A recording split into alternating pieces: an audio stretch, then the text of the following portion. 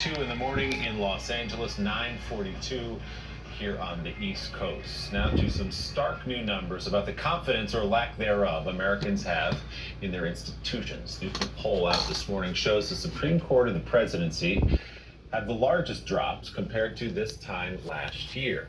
Congress still the lowest of all the big American institutions. Only 7% of American adults say they have faith it is working properly. Joining us now, Gallup's editor-in-chief, Muhammad Yunus. Muhammad, good morning. It's good to see you again today.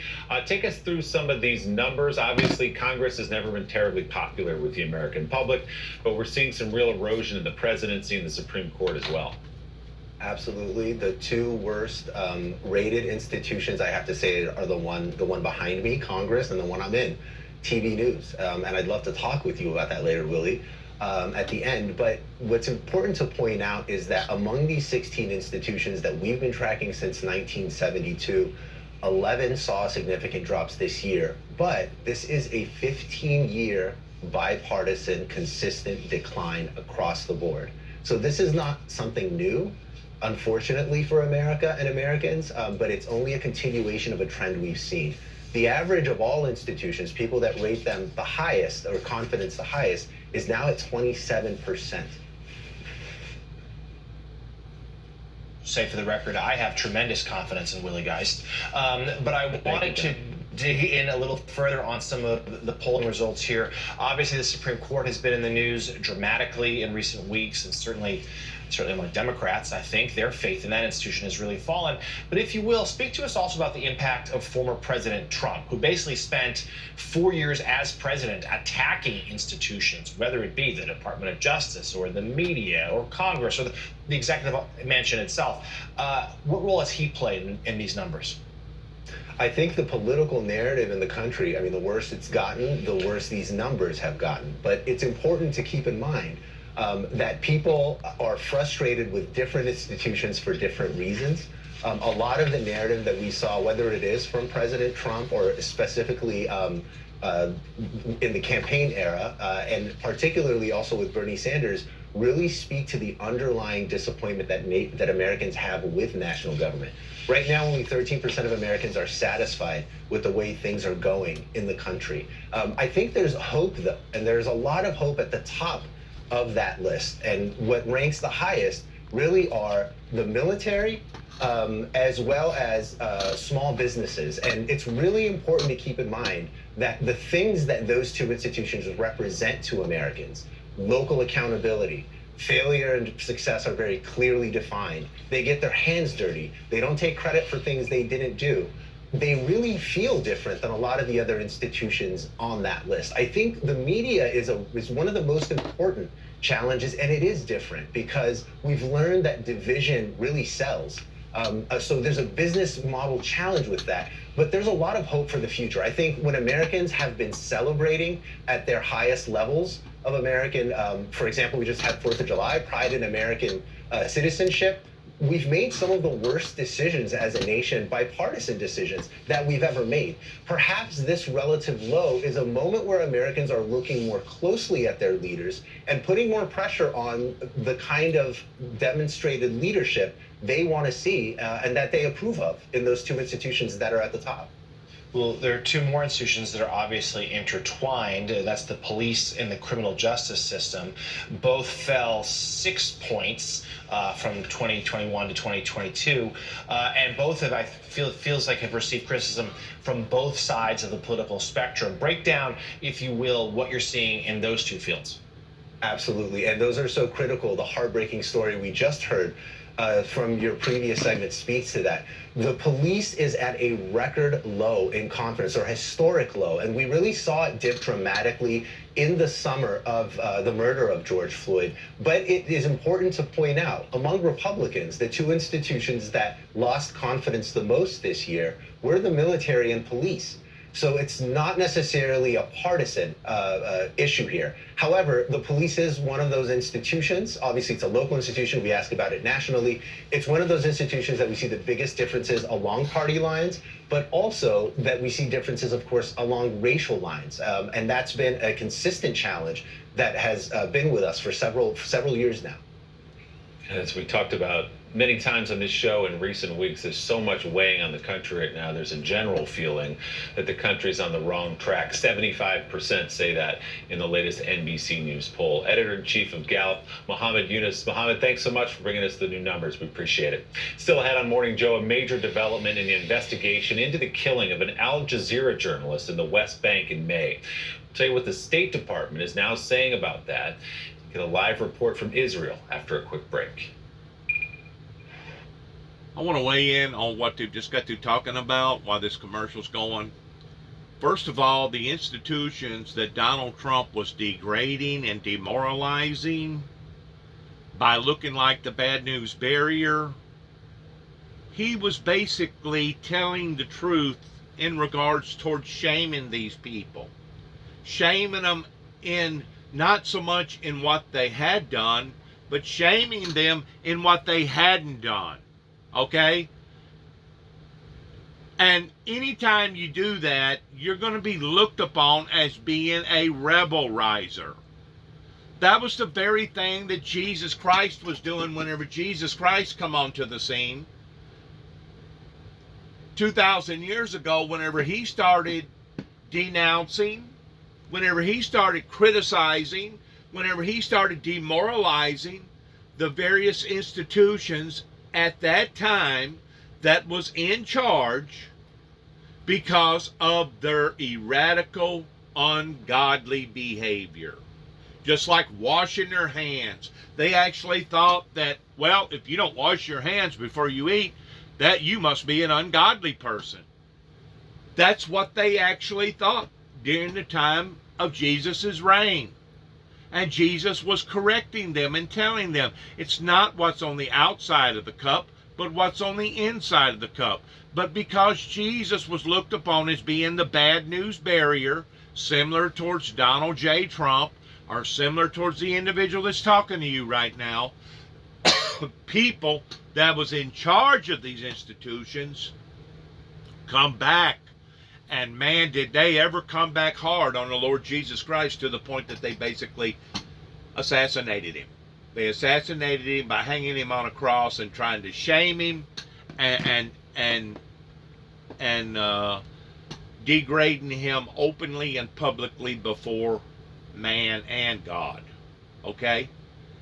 While in the meantime, they were sincere in the way that they believed, in what that they believed during the time that they believed it, but they were sincerely wrong.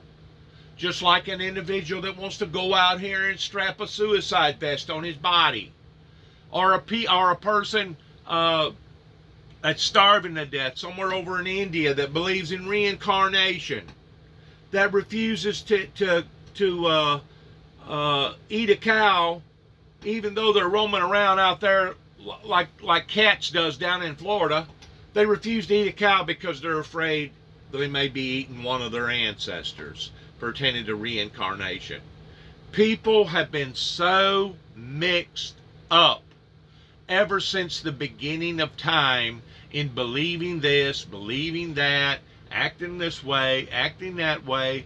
But I'm fixing to go somewhere with what I'm talking about here. And I hope that you're not distracted in the commercials that's going on right now, because ordinarily I don't never ever put any type of commercials on any of my material because of this very reason. It's historical, and I feel like that these problems that we discuss on this particular YouTube program or Facebook program pertaining to the Windmill Ministries missions, we believe that these things are essential, that need to be discussed, that need to be talked about. But let's go back to the institution part, okay, where Donald Trump was really banging on demoralizing these institutions that had failed in their attempts towards doing what that they were supposed to have been doing, that wasn't obviously doing it. In a survey that they just recently took, the people's confidence level is now beginning to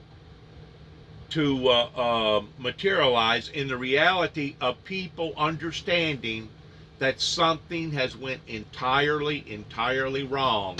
And it's not just the political institutions. It's not just the law enforcement institutions. It's not just our judicial institutions, but it's also our mental institutions. It's also our church institutions, regardless whether it be Baptist, Southern Baptist, Methodist, Presbyterian, Church of God. I mean, I just seen a thing a while ago on Lutherans pertaining to two women that was their best friends that become lovers, and now they're married to each other over in a Lutheran, or not, excuse me, not Lutherans, but Mormon, over in the Mormon area, pertaining to these two girls. And I know good and well that the Mormons, as far as I know, has not changed their status pertaining to homosexuality. But this has inundated our country to the degree that now it's turning violent. It's turning very, very violent. And whenever I personally criticize this particular area in Northwest Tennessee because of what that they didn't do that they should have done 30 plus years ago, beginning, yes, in Kenton, Tennessee, and their institution that they had at that time with Damian Cross and the Assembly of God institution and the Church of God institution and the Baptist institution and several and the First Pentecostal institution. Whenever I come at these institutions, I'm coming at them for a reason. And the reason is that proof is in the pudding towards how that our society is being let down every day by criminal activity and by perverted, ungodly activity, that instead of it decreasing, it's increasing on a level that I had never, ever, ever imagined. Just as of last night, the conversation was, yesterday morning on the 4th of July, what do we think that we want to do? Do we want to go to the lake? Because up at Paris Landing, they usually have a pretty decent firework display. 2 nights before that, I was over in the Reelfoot area, in the Tiptonville, Tennessee area, and I observed their firework display over there. And while I was over there, I noticed that there were several accidents pertaining to people crashing into one another. And I noticed that people, I don't know if they was on drugs, I don't know if they was drinking, I don't know what their problem was, but I could tell by the whole perception of everything that people was not friendly. First of all, very few was friendly. I mean, whenever you pull up into an RV campground and you pull up and you see some lonely stranger sitting there by himself that's got a nice truck, a nice rig, and you pull up there and you start talking to this individual, and one of the first things that comes out of this person's mouth, I have never seen society so cruel and cold and indifferent. I've been sitting here, this individual, this is what he said, I've been sitting here now for 2 days, and I have yet for any one person to stop and talk to me at my campsite. And he was surrounded at that time, I know, by at least 100 campers that probably had anywhere from 2 to 5 people in each campsite. And you're telling me that nobody has stopped and talked to you and been cordial with you? Nobody has wanted to be friendly with you towards sitting and talking and just chewing the fat about various things? He said, nope. He said, I've sat right here and I've minded my business. He said, I don't live but about 5 miles from here. He said, I live on the other side of Tiptonville. And he said, whenever the tornado come through, it come within a half a mile of my house. He said, I watched it, and he said, I'm very, very thankful. And the man, you could tell, but the man had, he was religious. He had a form of godliness about him. He was just so heartbroken sitting there because no one wanted to pull up. He had several chairs. He had a picnic table. He had several chairs laid out. Nice little layout, nice camper. Had nice little lights everywhere to where it, blended right in with everybody else's campsite. But he didn't have not one person come and talk to him other than myself. I stopped and talked to him. Matter of fact, I left my phone on his picnic table and had to come back and get that phone because I was going to film the 4th of July firework display. And in order for me to do that, I had to go back and get his phone. Well, by that time, he'd already went into his camper, all right, and shut the door because it was already just about pitch dark, right at pitch dark. And I just went ahead and picked my phone up off of the picnic table that I'd forgot there, and didn't even knock on his door, didn't bother the man, didn't say nothing. I got my phone and got on out of there, and still got around the lake to the point that I got to film the 4th of July firework display that they was putting out there at the Reelfoot, Tiptonville, Blue Bank, whatever you want to call it, area, to be able to witness their celebration of independence. But I'm thinking to myself as I'm sitting there filming this stuff, my God, what have we turned into? What has society turned into to the point that this man had sat there for 2 days and had a nice looking truck, a nice looking camper. He himself was dressed appropriately and nice. He was maybe a little bit older than me. He was maybe 64, 65. But I mean, he was very well dressed. He was very well shaved. Wasn't nothing at all wrong with his appearances. But yet no, during the 48 period time of him being in a campground with about 100 other campers, there was not one individual that come and spoke to him and greeted him and wanted to sit down and talk to him. I'm thinking to myself as I'm looking at this firework display, my God, what have we turned into? What has society, or what is society turning into? And of course, whenever you listen to these statistics that they're giving out right now, pertaining to how other people feel about these various institutions, you pretty well figure out everybody is freaked out. Everybody is scared to be sociable anymore. They're scared to open up to each other. You know, I just got an email yesterday, right before I went and got ice, because I discussed this with this couple that I know. He's an investigator, and a matter of fact, while he was over at the house last night, he got a telephone call that basically helped pursue his dreams and the things that we had been praying about a $50,000 deal that had finally come through for him. But I went to get some ice over here in Kenton, Tennessee, and as I was going in there, I realized that I got pinged. My phone got pinged, and I looked down at it, and it's got something to do with UPS. You had failed to be home, and we need to set up another time for you. Okay, so I get to the store over at Kenton. I'm looking at it even closer, and I'm thinking to myself, something about this don't look right. I said, I don't remember ever ordering nothing that I'm supposed to be getting a package on to begin with. So I take my phone in there, and I talked to this young lady that was working in this particular grocery store, and she looked at it and she said, you wait just a minute. She took out her phone and she took those same set of numbers that they give you of your tracking number of your package, and she poked all that in, and she knew what she was doing, and it come back void. She said, according to this, there is no package. She said, you just got through being scammed. I said, how do you mean that? Well, she said, you look down here. She said, you see, they got down here $1 for storaging your package. They're going to charge you $1, and the only way that you can set up for the UPS to come back out to your house, you got to first pay that $1 for this storage fee that they're paying you. She said, as soon as you pay that $1, now you've submitted your credit card or your information pertaining to your bank statement, and now they've got your numbers, and now they can walk all over your account. I go, oh my God, yes. She said, you just got scammed. And I said, by using UPS, using their name? She said, that ain't nothing. She said they use Walmart, they use big company names all the time in leading people to believe that they've got something going on, and people fall for it.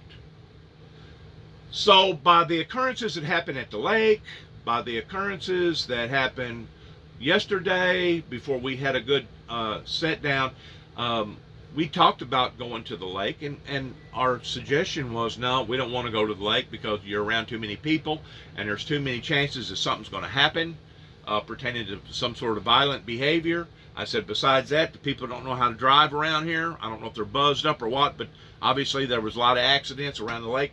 Night before that, I said, if you don't mind, I'd rather just have something right here. They said, that's fine. We'll bring some food, and you bring some food, and we'll have us a little sit down, and we'll enjoy the 4th of July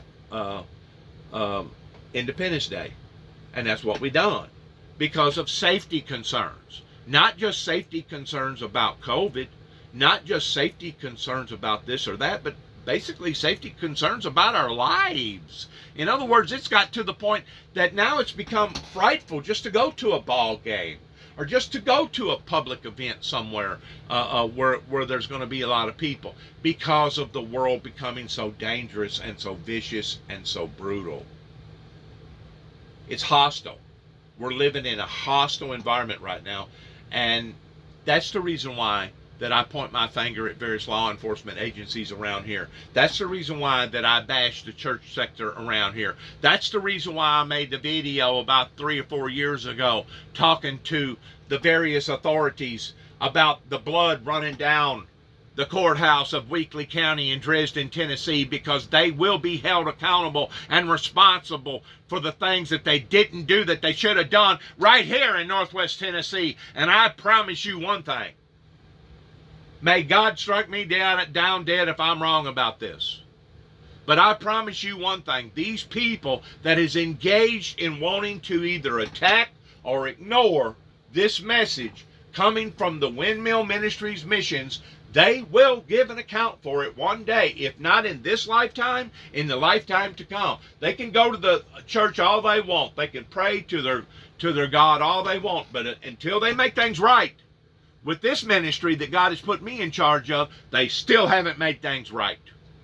Beginning with the crosses, beginning with the kneels, beginning with the people of the institution over in Kenton, Tennessee, over in Obion County, and beginning right here in this area. You can take that to the bank.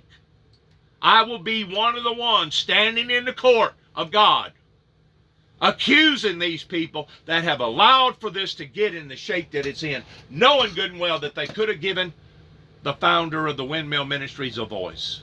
But they was dead set, man. They didn't want to give this guy a voice. Just like they didn't want to give Donald Trump a voice. Just like they didn't want to give Jesus Christ a voice. You know, nobody wants to be the bad news bearer. Nobody wants to be the leader of the pack that's going to be the one that's going to be chastising and criticizing those that's not doing their jobs. But this is what happens whenever you have an organization that has failed. And whenever I say an organization, I'm talking about the United States government. It's just a matter of time before, I guess from what I've seen of all the shootings, something like, I don't forget now how many it was. I think it was 60-something shootings alone. 60-something people got hit by gun violence in Chicago alone, and I think it was like 11 or something like that was dead. And that's just in one town. That's my town. My hometown is Chicago. That's what I consider my hometown because that was where I was born. I was north from there, over in the Antioch area, but still, whenever I look at my region where I was born in the northern area. To think that my town is being torn apart, is being raveled, is being injected to this type of pain and misery and sorrow, it absolutely breaks my heart. And people may be thinking, well, that's up there. That ain't going to be down here. Oh, really? Is it not? Whenever you get to looking around, you see the agriculture department around here failing, pertaining to they're not getting adequate rains right now. Whenever you get to looking at the prices pertaining to the prices of gas and the prices of food, they said that the average price of the barbecue this year was 17% more than what it was last year. Whenever you get to looking at what's going on with Ukraine being a big provider with the wheat industry, providing over a third of all the wheat in the world, and now they're disrupted. Whenever you get to looking at how the fertilizer prices rose this year, 3 times higher than what it was last year, pertaining to what the agriculture communities had to pay, do you really think that these things are going to go away? Do you really think that the gun violence is going to go away? Do you really think that the bitterness and the hatefulness is going to go away, pertaining to how people have been left behind, pertaining to how that these people for the past 30 plus years has stuffed their own pockets towards growing and getting big and getting rich and powerful, but at the same time they haven't been keeping their eye on the ball, and now things is sure enough falling apart while they take their money and they run to their safe zone somewhere and they spend it like a bunch of kings. And a lot of these people that I'm talking about that made this kind of money, they didn't make the money legitimately. They made it illegitimately. There ain't no telling us how many houses have been made around here that's been made off of drug money. You know, in the early 1900s, it was alcohol money, moonshining, that helped people towards building those homes and lifestyles back then. Well, they've traded it now. They're no longer dealing with the moonshine industry because the government finally cracked down on that industry of prohibition. So they changed it now from alcohol now to the drug industry, pertaining to the dark side, pertaining to the underground movement, pertaining to the syndicate organizations that has festered up all over America. We are on a runaway train, and whenever we get down to the bottom of it, I'm just afraid it's going to be very, very ugly. Let's watch the rest of this because it's very interesting and just exactly how far that we have actually backslidden in maintaining a safe, productive society for our citizens here in America. Please listen. Into the death of a Palestinian American journalist who was shot and killed while covering a raid in the West Bank in early May. The State Department now says it likely is Israeli gunfire that killed veteran Al Jazeera reporter Shireen Abu. So don't think that the gun violence is just over here. It's not. It's everywhere. There's growing, intensifying, violent extremists that's growing in parts of the countries right now, or parts of the nations, parts of the world right now, that have exceeded any other time. And people can say, well, let's blame it on COVID. Well, let's blame it on the Russian war. Let's blame it on this. Let's blame it on that. No, the bottom line is this: hatefulness, evil, has risen in the world so drastically that you can't deny the fact that we are under siege right now, just like with this major event right here. Let me back up a little bit.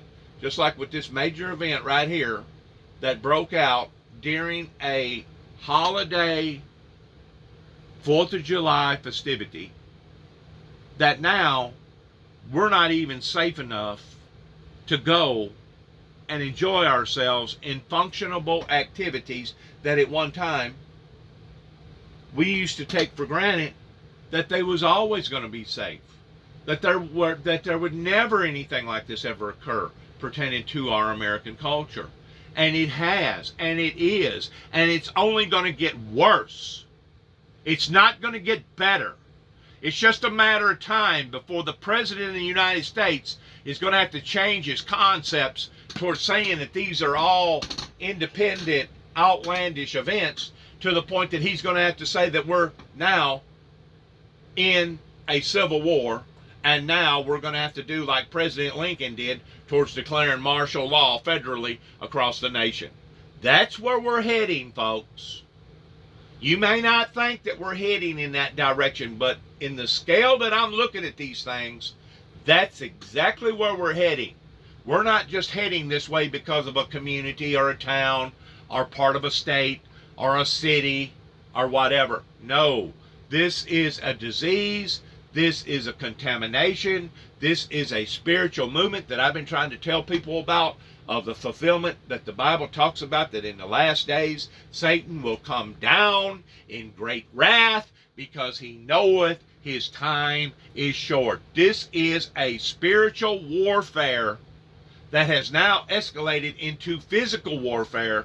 And whenever you're talking about people that has fried their freaking brains with drugs, whenever you're talking about people that don't have no consciousness towards guilt or remorse, whenever you're talking about people that is basically at their wits' end towards either losing their house, their car, their livelihoods, their families, or all the above, you're talking about severe things that is coming down the pike.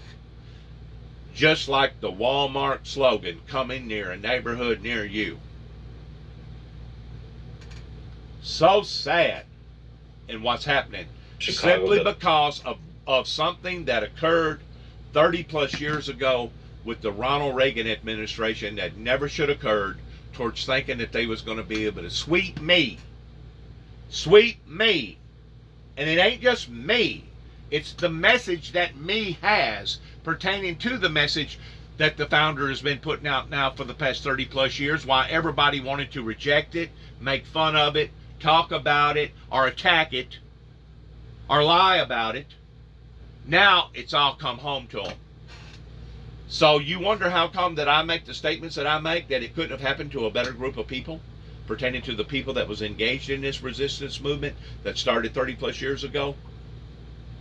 I hope the people over in Kenton, Tennessee, I hope they watch this, and I hope they just absolutely gall in the things that I'm talking about right now. Because I promise you, one day in the final courtroom, I will be one of the ones that's standing in the corner, pointing my finger at these individuals that think that they got away with all this, saying, Your Honor, I tried this and this happened. Your Honor, these people done that. Your Honor, these people didn't do that. I'm going to be the one being accused. I'm going to be one of their accusers that's standing in the corner towards saying, where's the justice in all this, Your Honor? And whenever I'm talking about Your Honor, I'm talking about the Holy Father. I'm talking about the Great White Throne Judgment. I'm talking about accountability issues that have been ignored now for years and years and years, and still to this day, as far as I know, the Bushes, the Bush family, and none of the Bush administration pertaining to the Bush media and those that worked in government affairs have still not been held accountable for where we're at right now.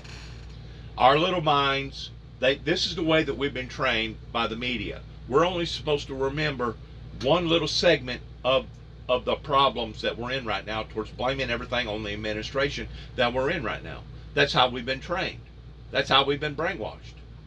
And we have fallen for that by and large, for the most part. Because most people, they don't look at what happened to the administrations before this administration. Why can't they? Because they can't see the trees for the forest. Once more, you got to go back to the core of origin, where we wound up taking a left turn whenever we should have took a right. We never took that right turn. The churches was opposed to it. The United Pentecostal churches wasn't going to have anything like this. As a matter of fact, they stood in their own courts and said that it was a lie pertaining to my testimony. I never got any type of help from the Baptist, or the Southern Baptist, or the Methodist, or the Church of Christ, or the Pentecostal, or the Church of God, or the Assembly of God.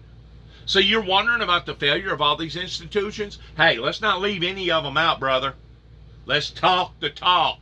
Let's blame the blame in who the people was that has created this monster that now everybody's having to deal with in some form or fashion.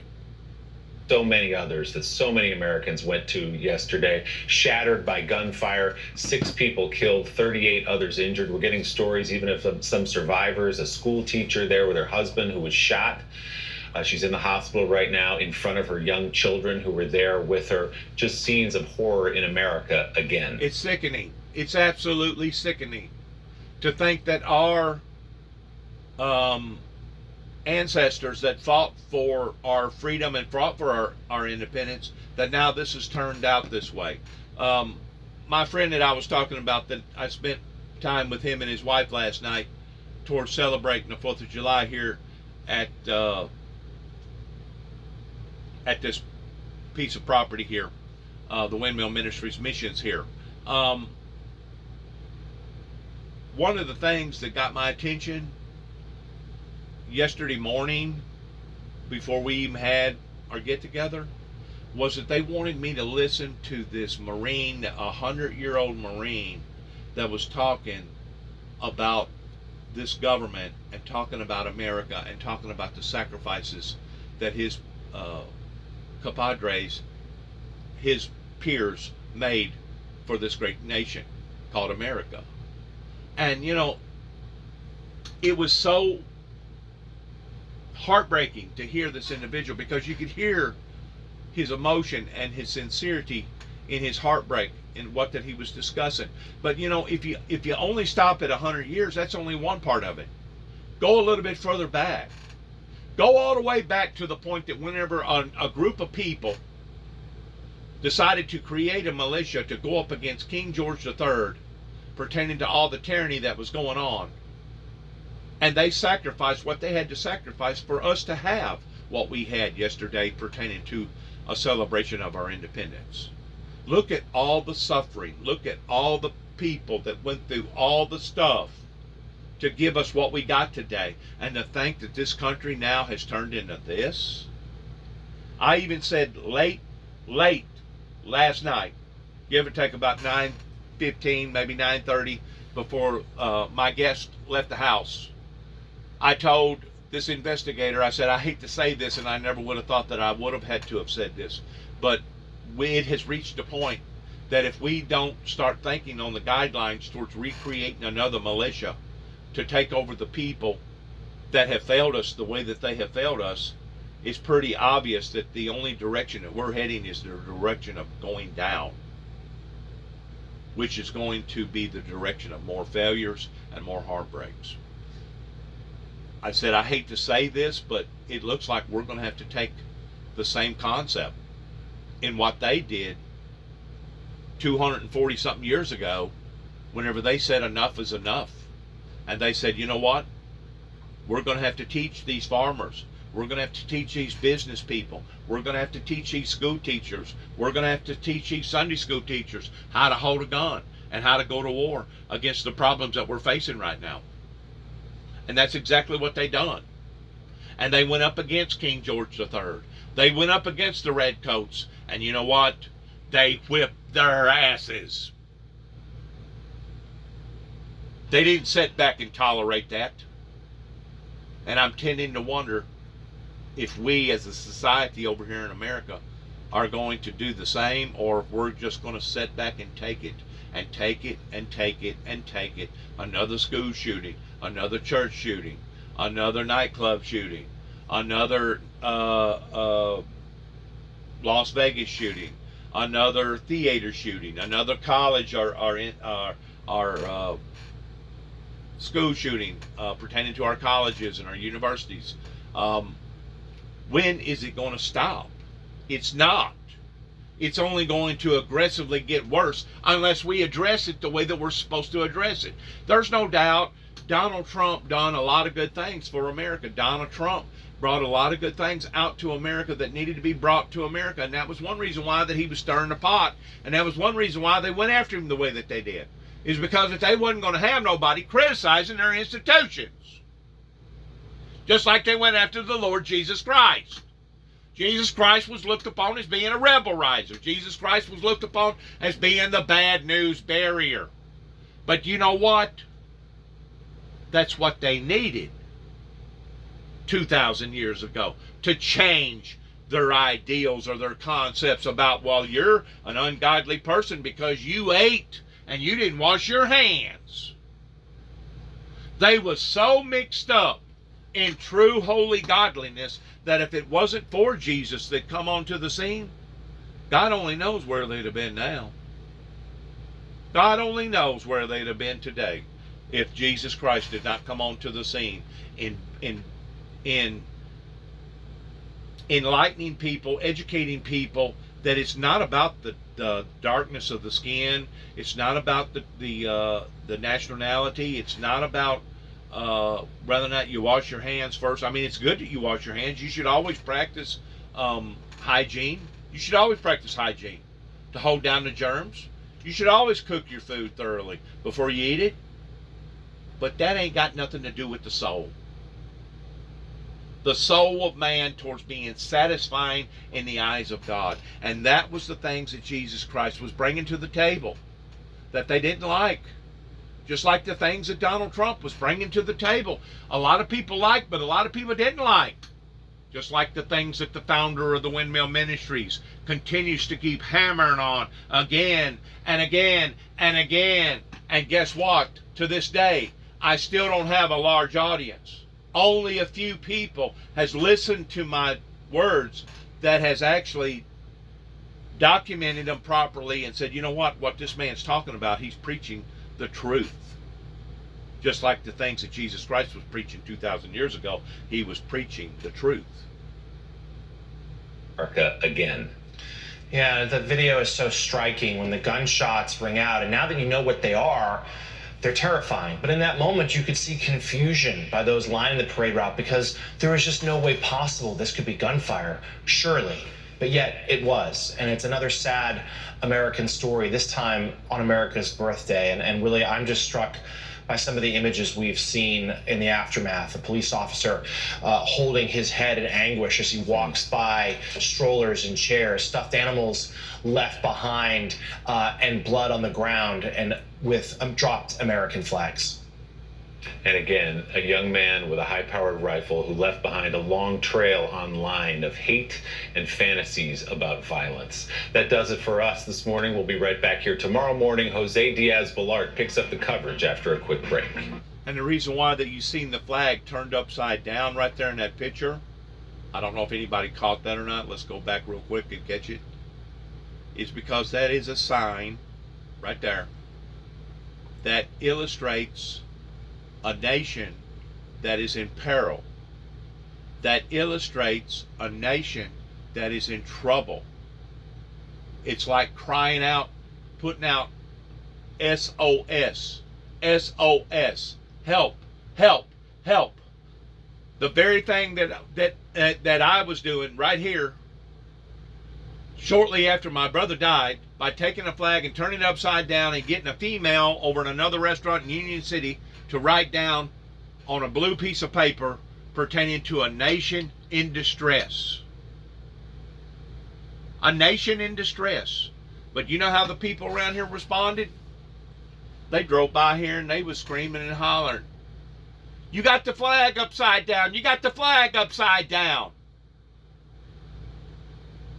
You're disgracing the flag. You're disgracing the nation by doing that. What are you doing? I even had a cousin up in Chicago, Jim Boy, that made reference to it. He said that's disgraceful for you to do anything like that. Well, you know what? If you look at the code, there is a code.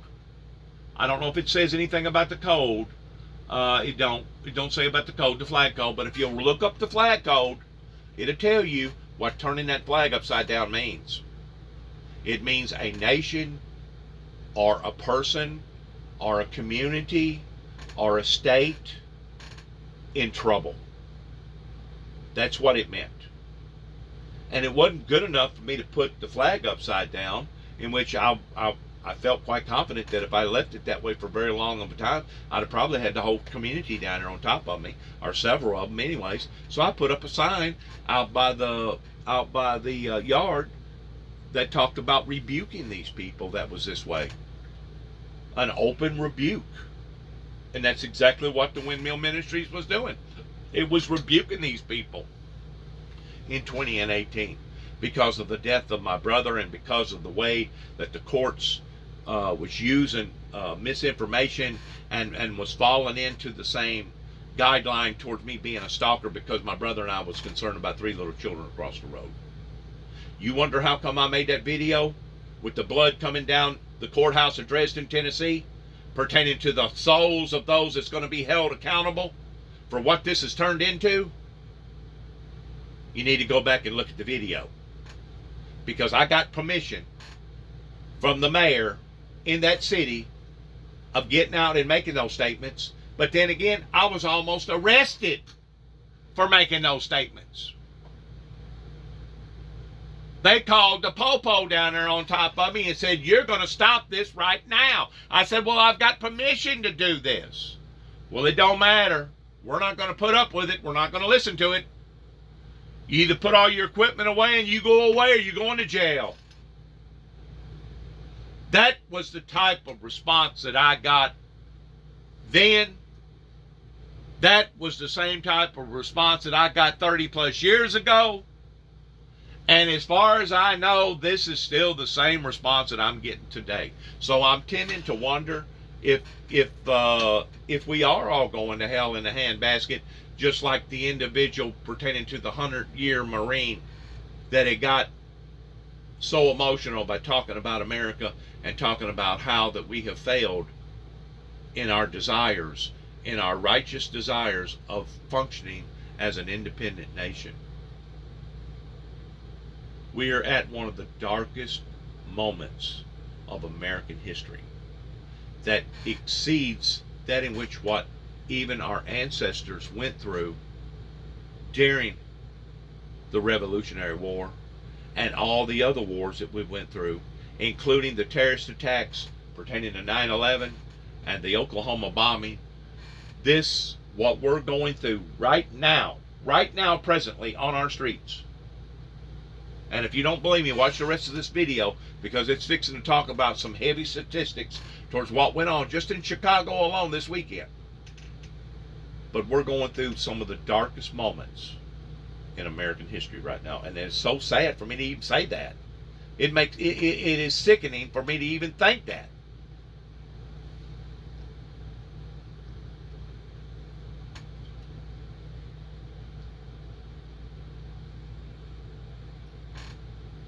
I pray to God every day that the people that have made these mistakes will come clean.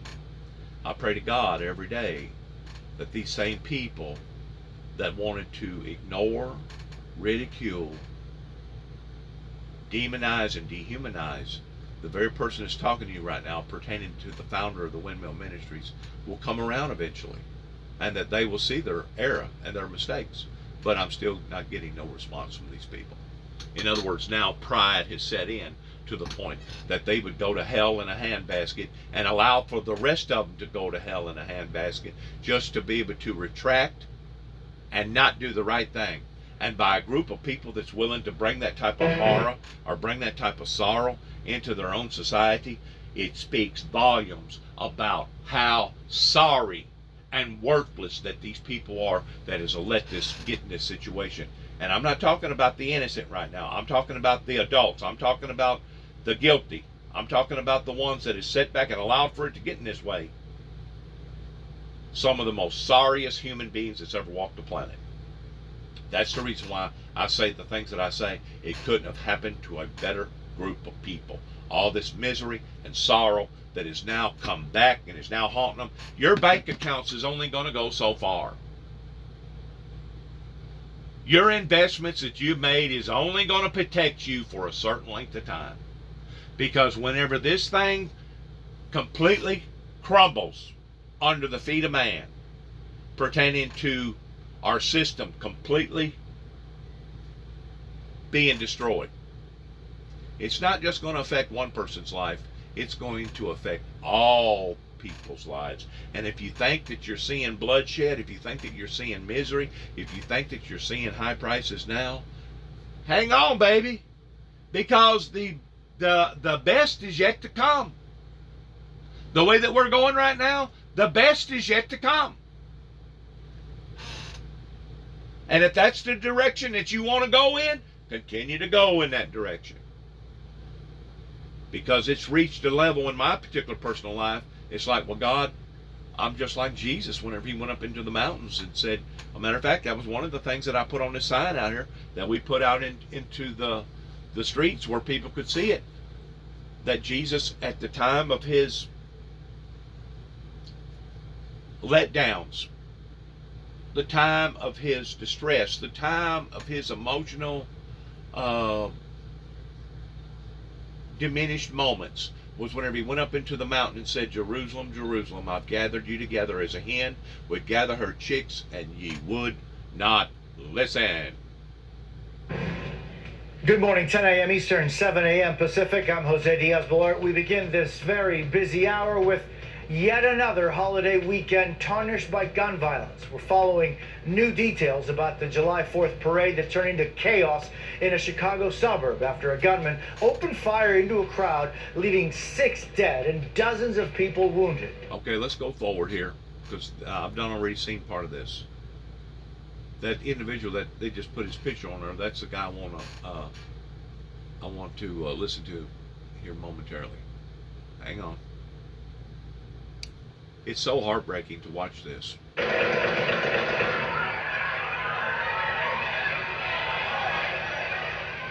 Authorities say when the shooting stopped, 6 people were dead, more than 3 dozen. Let's back it up one more time. Right there. Perched on a nearby roof, opened fire, seemingly at random.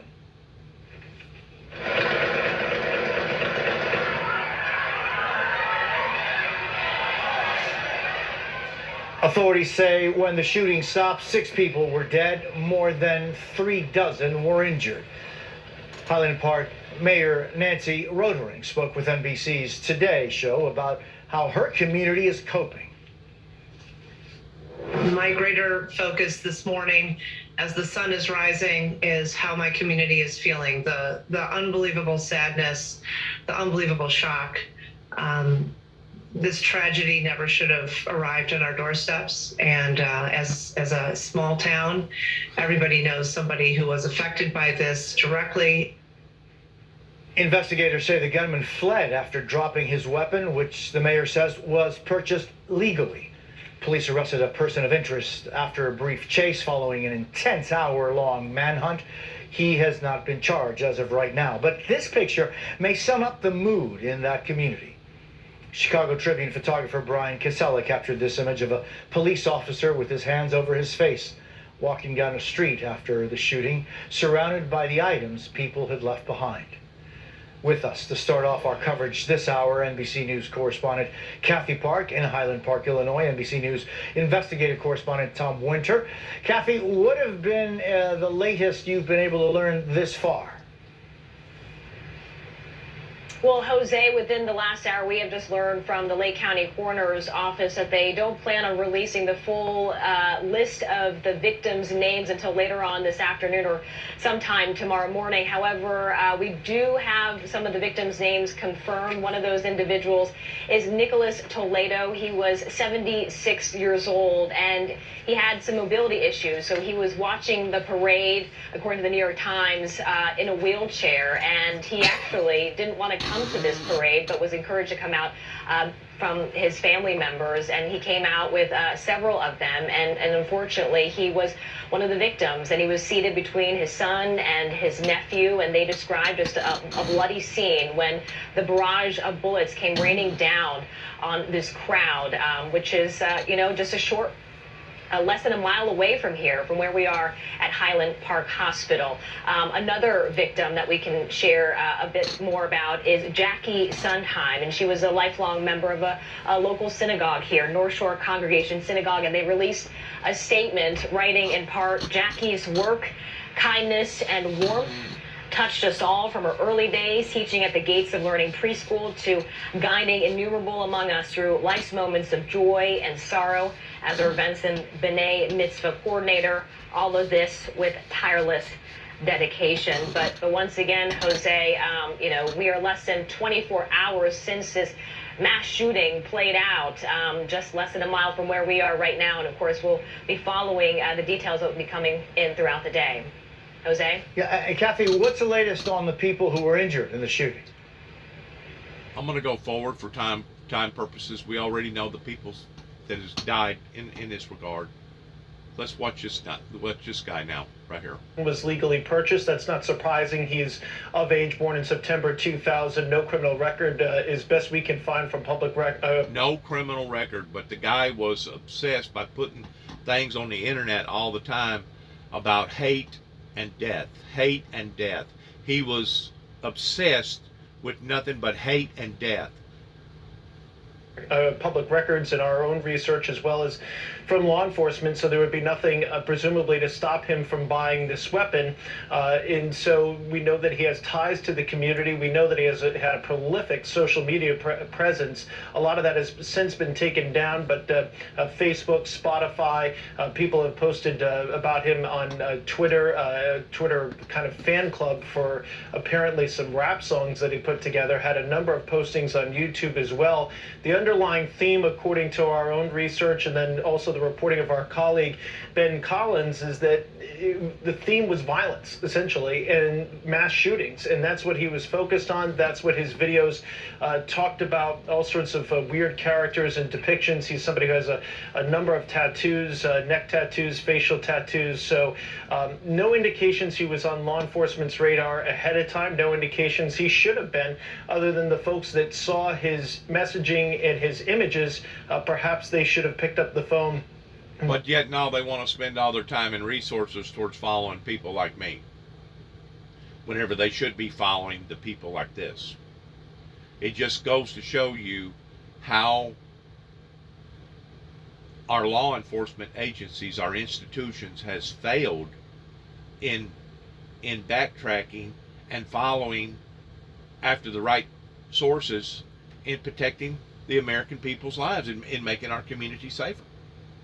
That's what we know about him at this point. No indications that any others are involved, and no immediate indications, although the investigation is obviously in its infancy, as to whether or not he had any ties to domestic or foreign terrorist organizations.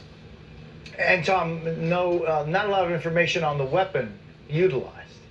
We know enough at this point, Jose. I think the police have said it's a high-powered rifle, based on what we heard on the video and some of the recordings from witnesses. It would appear to be a semi-automatic assault rifle type weapon. We don't know the specific brand or model, or whether or not it was modified in any way, or what type of ammunition he had on him. But at this point, the general knowledge, or the general consensus, is that this is an assault type style rifle. And when we hear that, of course, we think about Uvalde, we think about Buffalo, we think about Newtown, and the list goes on and on. They're weapons that obviously can cause a lot of damage and a lot of death. Basically the same type of weapons that the ATF had entrapped the Davidians with by selling them a bunch of guns that they didn't pay the proper taxes on, that the ATF got a federal judge, to sign off on a no-knock warrant that went after the Doomsday Preppers down in Waco, Texas, down by Mount Carmel, of going after them over the very same guns that the government sold to people to begin with. Imagine that. Imagine that. And now this is haunting us on a day-to-day, everyday level in some form or fashion. And these incidences are, like once a week or once every 2 weeks or whatever. I mean, I think they've said that they've already had over 300 mass shootings this year alone. Tom Winter and Kathy Park, thank you so very much. We're now joined by Cedric Alexander, past president of the National Organization of Black Law Enforcement Executives, former public safety director in DeKalb County, Georgia, and an MSNBC law enforcement analyst. Cedric, thank you for being with us this morning. How do you see this investigation going from here? Well, what's going to be interesting in this investigation to see how different it is from the other investigations that have occurred over the last number of weeks, because as you know, Jose, it seems like each week we get one of these types of mass shootings, different set of circumstances, different. But at the end of it all, same injury, same pain, same death. And it's horrific, it's horrible.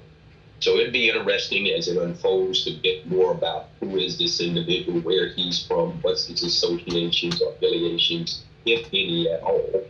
And of course, more importantly than that, what can we learn from this? Because what we saw at this shooter that has been different maybe than other shooters in recent weeks is that he took an elevated position. That is not new. We saw this, of course, several years ago take place in Las Vegas, where a sniper took to a high-rise hotel building and shot and killed over 7 people. So this is just going to be an ongoing kind of issue in this country until we really begin to address, from my experience, tell me the issues around guns in this country. We are gun culture. We need to accept that. Millions of people out here who are rightful and legal, constitutionally owners of weapons, such as myself and many others. But at the same time, it just keeps appearing that these weapons are getting into the hands of the wrong persons. Then it's causing this country a great deal of grief. And here again, it's every week. It is.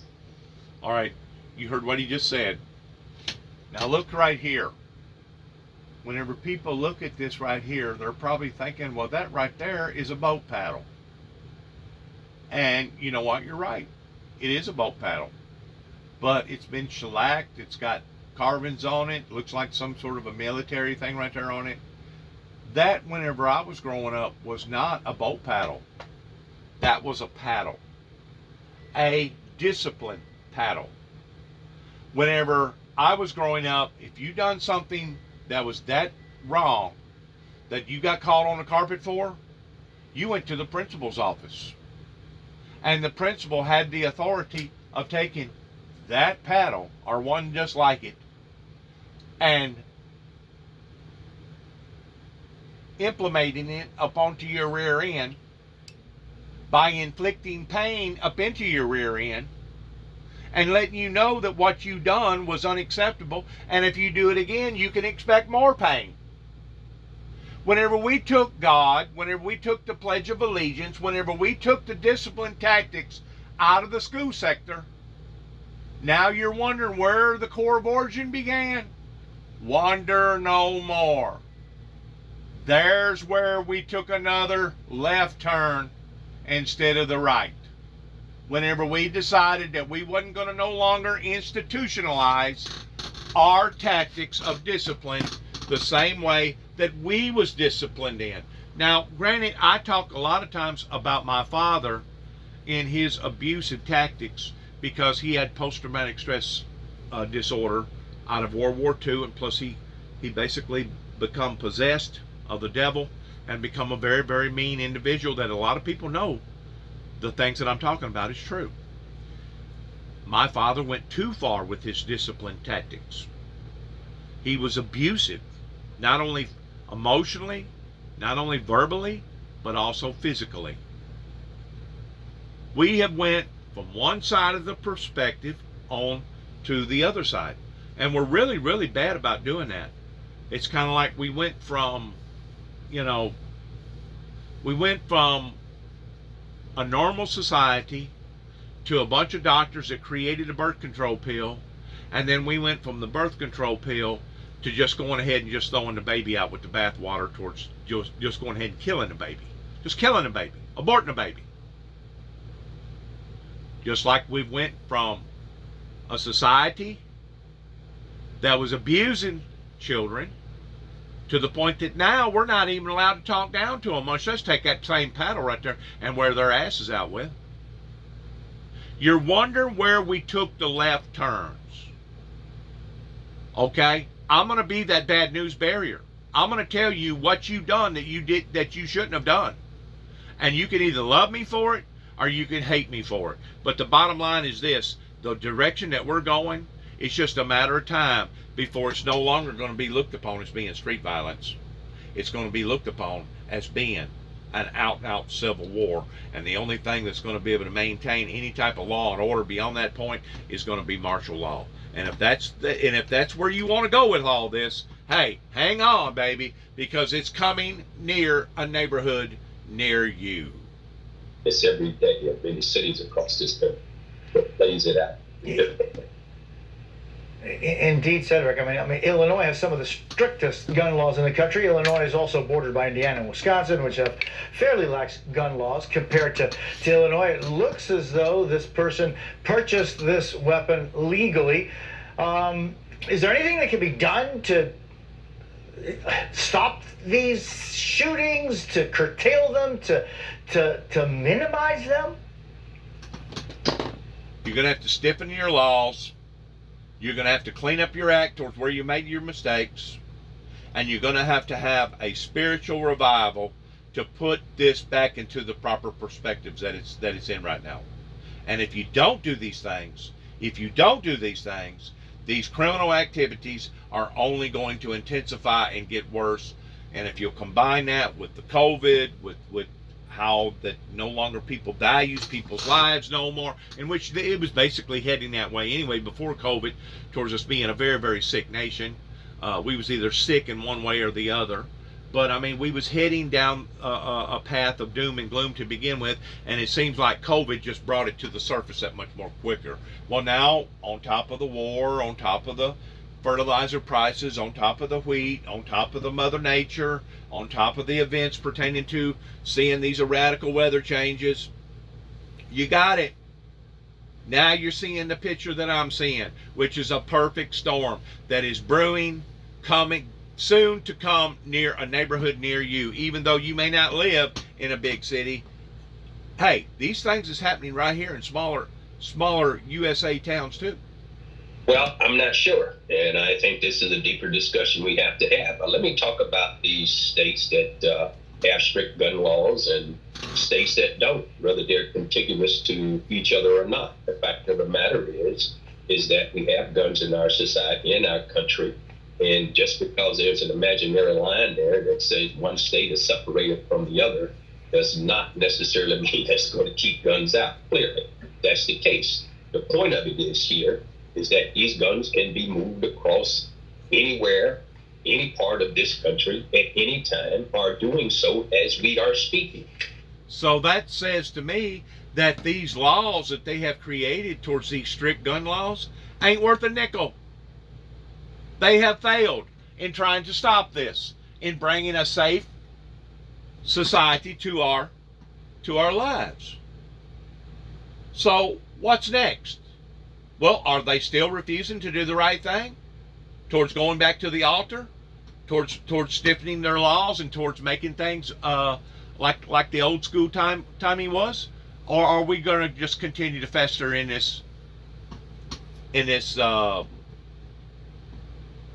misery and agony that we have brought upon to our own lives? And whenever I say all, I ain't saying everybody has subjected in this negligence, but a great deal of those politicians that was politicians for the past 30 years, 20 years, 10 years, yeah, those are the people that you need to root out. Those are the people that did not effectively do their jobs. And then you also need to look at your council pertaining to your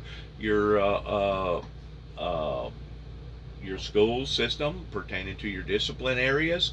You need to also look at the psychiatric failures pertaining to what that they haven't done, towards how that they use situations to justify somebody in them being mentally disturbed. That way they don't get capital punishment. I mean, that could go on and on and on in what has brought this to a head like it is right now. And to think that we can't even go out and enjoy ourselves, or we're scared to go out and enjoy the very thing that our ancestors fought for, which was our independence. Don't you think it's went too far, baby? Legally and illegally. The fact we have so many gun systems and in our environment, the fact that we have more guns than we have people in this country. So I think it requires a much deeper conversation, not to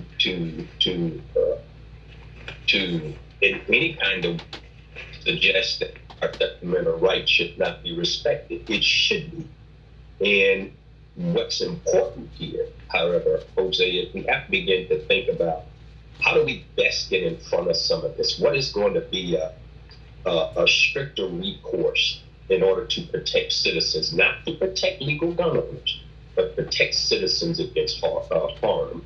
And that's going to require a whole lot more conversation. And because that question you're asking, I'm going to tell you, and it's sad to say, this is not the end of this. We're going to see more of it, unfortunately. We see it. It happens every day, streets across America. And then we see it in these types of social events where some person, for some unknown reason, find themselves behind a weapon doing such grave harm to innocent people. We come back here and we talk, and then we wait for the next one. We got to do more. We got to do better. We know the reason. Senator Alexander, I thank you so much for being with us this morning. And to continue our conversation, because as Cedric very well stated, this is an important conversation that we need to have. Illinois Congressman Jesus Chuy Garcia. Congressman, it's always a pleasure to see you. I'll just begin our conversation with your thoughts on what happened in Highland Park yesterday. Well, my heart is so heavy for the victims and the families and the Highland Park community for all that they have experienced and the shock and the grief. But as we mourn this incident, we need to be cognizant of the fact that there were a dozen mass shootings over the July 4th weekend and 75 mass shootings since the beginning of June. So obviously, we need to have a national conversation about how to prevent this. I think we need further action by Congress. Let's back up 1 second. What did he say about the mass shootings? How many of them was it? Let's go on here. Right here. For all that they have experienced and the shock and the grief. But as we mourn this incident, we need to be cognizant of the fact that there were a dozen mass shootings over the July 4th weekend and 75 mass shootings since the beginning of June. So obviously, we need to have a national conversation about how to prevent this. I think we need further action by Congress, even though the modest, more safer communities act, a bipartisan bill that we enacted in response to the Uvalde shootings, but we've now had 3 exceptionally deadly shootings happen before our very eyes. And as Mr. Alexander has underscored, not likely to be the last unless we engage in some real reflection that would probably include a reconsideration of protocols that we take to protect people when there are large gatherings like concerts or fireworks displays or parades. Unfortunately, we are at a place as a nation that the entire world looks upon us with great shock that we have more weapons in the United States than people, as Mr. Alexander again has pointed out. This calls for deep reflection and action. And I'm just thinking, what is the further action? But I want to also talk to you, Congressman, about, you represent parts of Chicago. Our colleagues at NBC Chicago say at least 57 people were shot over the holiday weekend there. 9 of those people died. That doesn't include the shooting in Highland Park. Why so much? 57 shots on the 4th of July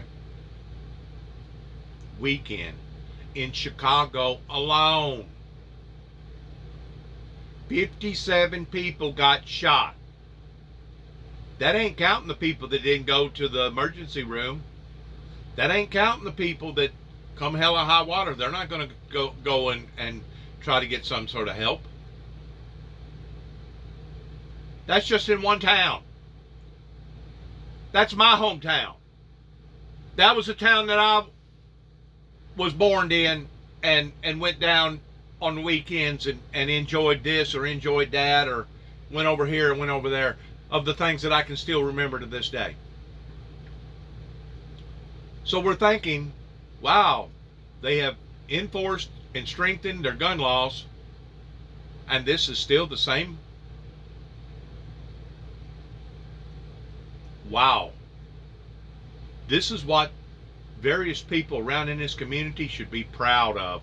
They should be real proud that this has festered, including the churches, to what it has festered into, beginning 30 plus years ago.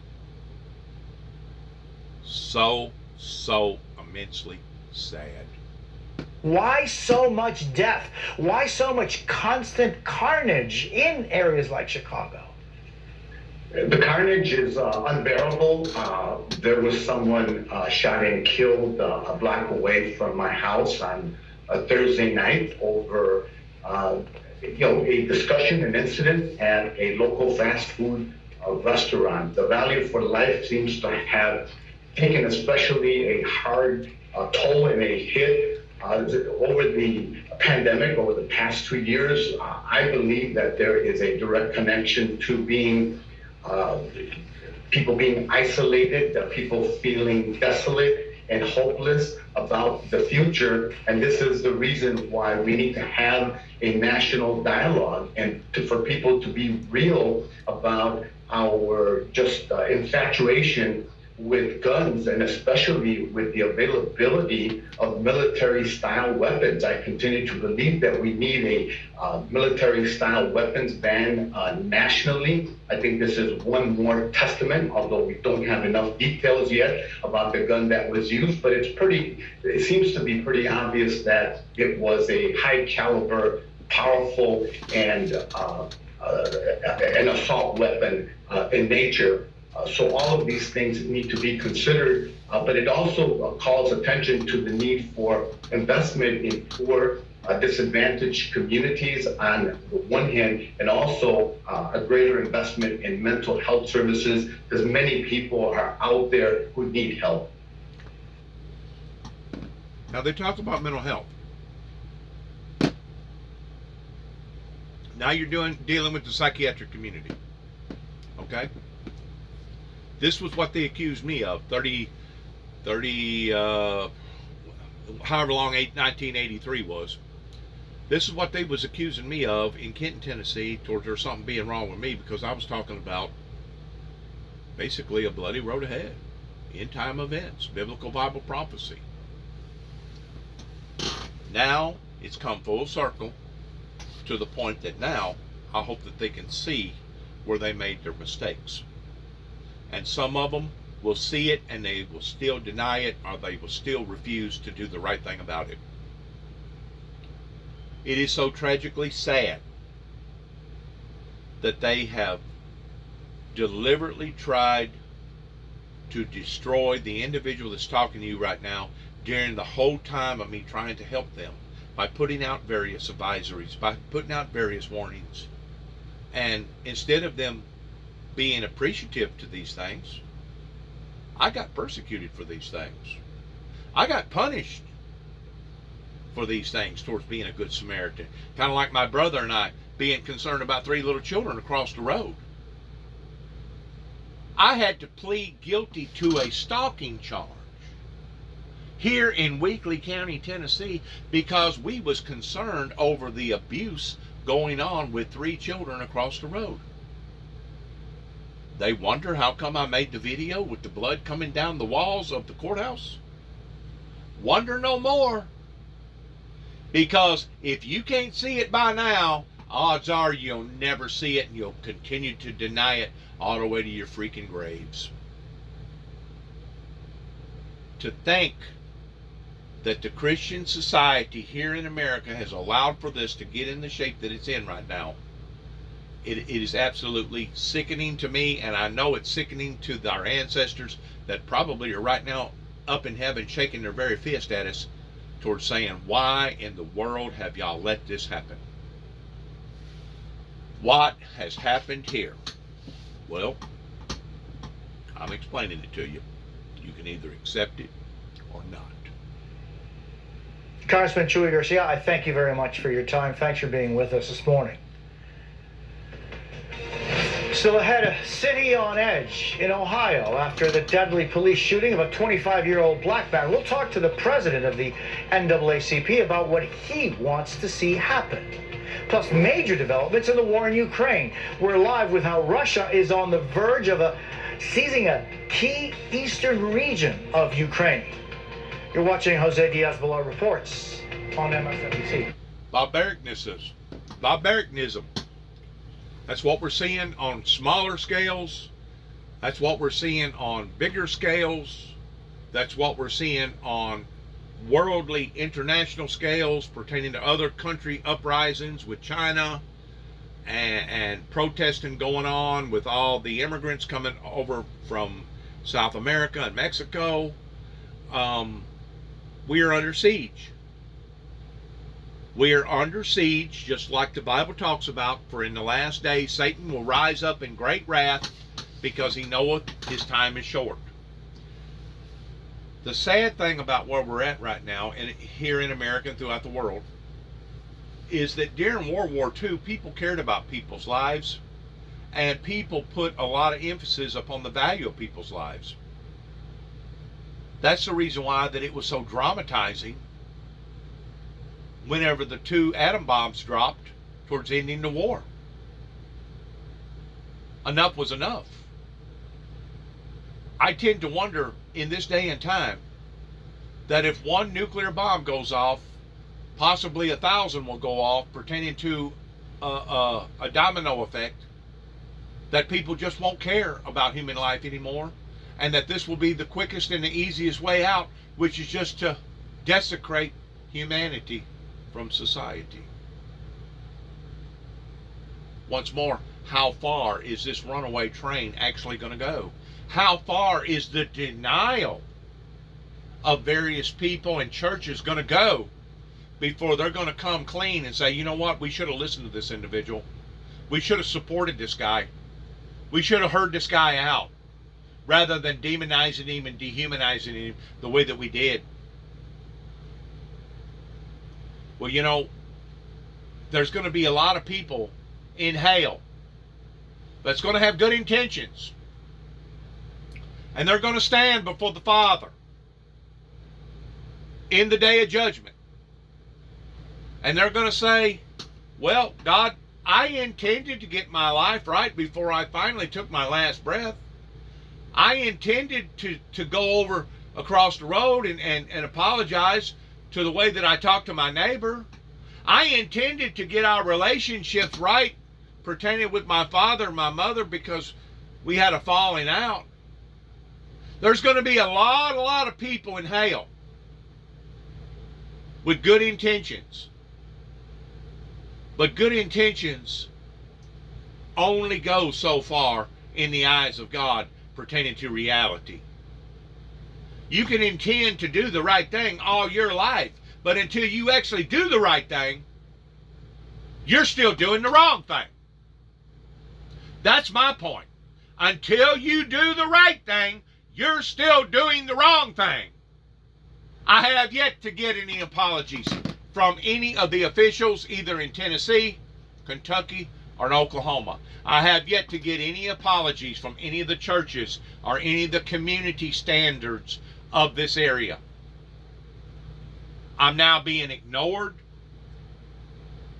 and ostracized towards being given the cold shoulder, more so now than what I was whenever I first come back here. Whenever I first come back here, we was being attacked. My brother and I was being attacked. Again and again and again, we was being hunted, hounded, aggravated, agitated, provoked. Well, their methods failed. They couldn't provoke old Juby in breaking the law, other than getting him on a civil charge of being concerned about 3 little children. Because the judicial system already heard what happened to me up in Kentucky, and they thought, well, if we can combine the 2 charges together, we can get him on a felony. And that has sure enough shut him down towards him not never having a sword, symbolizing peace on earth. That has sure enough killed the ministry. Well, as you've killed the ministry, you've killed yourselves. And as you're watching the suffering of people, there's no one else to blame other than the people that started this resistance movement beginning in 1983 in Kenton, Tennessee. In Kenton, Tennessee, that's supposed to be the white squirrel capital of the nation. I've said before, and I'll say again, they need to take that icon, or that whatever you want to call it, of their town, their symbol, and they need to change the colors of the squirrel. They need to change the color of the squirrel to a black squirrel, not a white squirrel. White represents purity. White represents right. White represents righteousness. White represents the things of godliness. And what I have seen out of that town, and once more, it's not everybody, but it's the main people that's in control of that town pertaining to the townsmanship. What I've seen out of that town is the very opposite. And to this day, I'm still hesitant about going over there, even so much as getting a bag of ice like I did yesterday. I got 2 20-pound bags of ice and a pound of barbecue and a thing of buns, four buns, or 8 buns in a package. And I spent like $23 in Kenton, Tennessee yesterday going to Food Right. And to be quite honest with you, I think I spent a little bit too much money on a pound of barbecue. Matter of fact, the people that I was with last night said, Dennis, you're paying entirely too much money for your barbecue. And I said, well, I was just up at Paris at Big Fish Fry, the biggest fish fry in the world, and I paid, I think, $12 for a pound of barbecue up there. I'm used to paying like $8 for barbecue, but instead of paying $8, now the prices has risen like everything else. So I don't know if they jabbed me or not. I'm pretty sure that it was probably right there in in the settings of fair pricing pertaining to the barbecue and the ice and the buns too as well. Like I said, it was about $23, $24 after taxes. You know, taxes in Tennessee is 9.7%. Whenever you buy something in Tennessee for $100, it costs you almost $110 by the time you walk out of the store with it. So there you go there. But yet now they have one of the worst labor disability actions pertaining to people being on workman's comp, that probably amongst all the other states, probably Tennessee's one of the worst. Whenever I fell off that 4-story building in 1979, after they got through paying for all my expenses, I walked away, if I'm not mistaken, with a $23,000 check. $23,000 check in 1979. In 1979, if that same injury would have happened in Illinois, I'd have walked off with $2 million and then paying for my injuries. To give you a concept towards the unfairness of their labor rate. Not only their labor rate, which is I guess still $7.25 an hour, but what they do to their laborers whenever they wind up having an accident pertaining to workman's comp. It's sickening. It's sickening, it's sickening, it's sickening. And whenever somebody like me comes to the floor, like Donald Trump or the Lord Jesus Christ, towards saying 90-90 boo-boo, oh, people get upset. We're not going to accept what this individual's saying to us. They want us to be the swamp drainers. They look at us like we're the swamp creatures. Well, maybe you are. The blame has to start somewhere in how that this has gotten out of hand. Especially whenever you got somebody like me that's got picked on, punched on, violated, humiliated, demonized and dehumanized all their lives simply by putting out the message that I've been putting out. Talk about a letdown. Talk about being put out here on the limb. Wow. See, they was hoping the old boy would have gave up. And boy, did they ever illustrate that whenever the old boy come back in 2014. We was hoping that if we'd have made his life hard enough, he'd either engaged in violence towards pursuing across that line, towards becoming a criminal sure enough, or we would have run him plumb out of town just like a dog taking his tail and tucking it between his legs. I could go down a whole venue of names from A to Z. But there's really no need for me to do that at this point. Because I know that those same people knows how that they have failed this ministry. And by failing this ministry, because it was a God-called ministry, they not only failed the ministry, but they failed God. Beginning with the people over in Kenton, Tennessee. Beginning with the Neils and the Church of God and the Assembly of God and the First United Pentecostal and the First Baptist and the Southern Baptist and all the above. I thank God that God has allowed for me to live at the age of 61, even though I've been bruised, cut on, whittled on, psychologically, emotionally damaged, spiritually hurt. My heart's been broken. But I thank God every day that God has allowed for me to reach the point that I am right now towards being able to make these homemade digital social media platform documentations towards these events that's happening in our country. I thank God every day that God has allowed for me to have a tool pertaining to social media, artificial intelligence, pertaining to smartphone technology, to be able to make these videos. Because if I didn't pursue this the way that I pursued it, I guarantee you nobody would have stood in my defense pertaining to my sanity or pertaining to what I've been trying to do now for 30 plus years towards it being right, including my very own son. Nobody would have stood in my corner defending me. But I do know one family that was here at my house last night that will defend me, that would tell you that I'm an innocent person, that would tell you the things that has occurred in my life has been wrong. A matter of fact, this same person that I'm talking about, not only did we have prayer over our food, but we had prayer 3 or 4 or 5 other times before they left last night pertaining to all this that I've been talking to you about. A very, very highly religious group of people that had come together in giving God all the glory, honor, and praise. Because the individual that I'm talking about, they haven't walked in a bed of roses neither. They've had some hardships fall up into their lives. They've been persecuted because of them being who that they was. Started out being a school teacher up in New York City, or New York State. Matter of fact, the very town that was hit about a month ago, where that slaying happened over in Buffalo, that's basically the same group of people that went into the same grocery stores and was associated with those same group of people over there that now are living here in Whatcom County. He's changed his profession. He's no longer a school teacher. Now he's a investigator.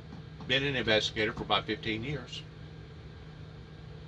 But they're religious, they're godly, and they can identify godly people. I'm not going to hang around. You know, I've said this before and I'll say it again. I'd rather not have no friends than to have the wrong kind of friends. But there is a price for that pertaining to loneliness. They're lonely too. So because our loneliness and their loneliness competes with one another, we have struck an accord with one another. In addition to the way that he's investigated me, and the way that he's looked up my profiles and looked up various things that happened in my life. I don't know if somebody is paying him to do this, but I think that he's one of the ones that wants to fight for justice, and I don't think nobody had to pay him a dime to realize just exactly who the individual is that's talking to you right now about all these things. I pray to God that there will be a movement. I pray to God that there will be an awakening. I pray to God that all this innocent lives that are being damaged and destroyed will stop. I pray to God that the truth will be told about my testimony.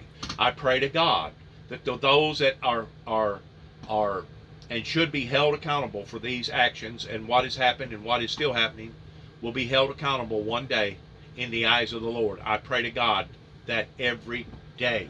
I pray to God for the young youth. I pray for the elderly. I pray for our leaders. I pray for other nations. I pray for the hungry. I pray for those that have nothing to do with all this, that are having to go through so much suffering on account of all this. I pray to God every day that God be merciful unto me as a sinner. Because that's all I am. I'm a sinner saved by grace. The only difference is that I'm willing to admit my mistakes and my failures to where other people are not.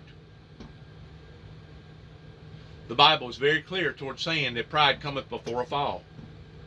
We are right here at the brink of seeing a great fall here in America. And whenever the bloodshed gets so bad that they have to recategorize their thinking to where it's no longer considered street violence, but now it's considered an actual out-and-out war.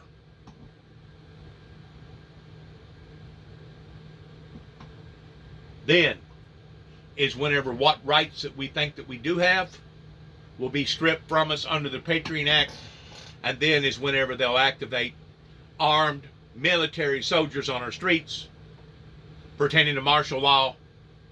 And if you think that some of your freedoms has been taken from you, in which maybe they have in some cases, you ain't seen freedoms taken from you until you have to declare martial law just to be able to maintain order. This is where we are, folks. You can either take it on the cheek, like you've been doing, and ignore it, or you can take this heed. This is an advisory. This is a warning. You can continue to ignore those warnings and suffer the consequences, or you can stop and you can reevaluate this whole thing and go about this in a different way. Father God, we thank you, Lord, for this day. We pray, O Lord, for our nation. We pray, God, for the healing of our world. We pray, God, that yes, justice will be served under your commitment, because obviously mankind has made a mess of this whole situation. We pray, God, for the victims of all of those who have been affected by gun violence. Pray, Lord, for the hungry, the needy, the lonely, the sick, the abused. Pray, God, for our elderly. Pray, Lord, for our military. Pray, God, for our institutions that has failed the people. Pray, God, for our churches. Pray, God, that your holy anointing will be done in not only this great land called America, that at one time used to be looked upon as one of the greatest nations in the world, but we pray, God, for the world. In your gracious holy Son's name we ask. And we thank you, Lord, for all. And amen. We want to say in ending, thank you for your time. Thank you for your prayers. And good luck to each and every one of us. Wow. What a Independence 4th of July American celebration that we're now discovering for ourselves at the point of peril. Shalom. Good luck.